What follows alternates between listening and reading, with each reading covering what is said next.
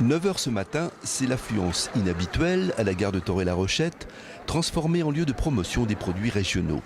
C'est aussi, le temps d'une balade de 2h45 dans la vallée du Loir, le point de départ du petit train touristique mis en service en 1992 par une association de bénévoles. Comme tous les week-ends de juin à septembre, il emmène 80 touristes venus des 4 coins de France découvrir une partie du patrimoine culturel de la région. Entretenu et géré par l'association, cet autorail authentique des années 50 est conduit ce jour-là par Roger, un ancien marin formé par la SNCF. L'entretien, c'est une partie de la SNCF. Alors quand il y a des gros problèmes, on l'emmène à Saint-Pierre-des-Corps.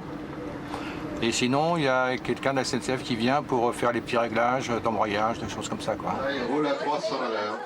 Première escale, le pont qui surplombe la ligne TGV, à l'endroit même où il a battu le record du monde de vitesse en 1990.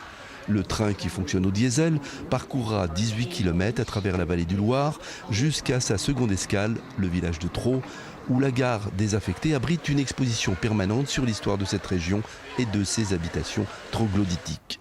Le chemin du retour passe par la gare de Montoire, où a eu lieu l'entrevue entre Hitler et le maréchal Pétain le 24 octobre 1940.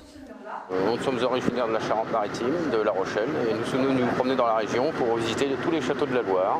Et en même temps, on a découvert le petit train touristique de la vallée du Loir, Torrey-la-Rochette, et très intéressant, beaucoup d'histoires, riche en émotions, et puis très bonne région pour déguster de bons plats et de bons vins. L'histoire du petit train touristique a bien failli se terminer l'an dernier. Les infrastructures nécessitant des travaux évalués à plus de 5 millions d'euros, des travaux qui débuteront en septembre prochain. La gare de Torrey-la-Rochette, transformée en maison du vin et des produits du terroir, constitue un excellent outil de promotion.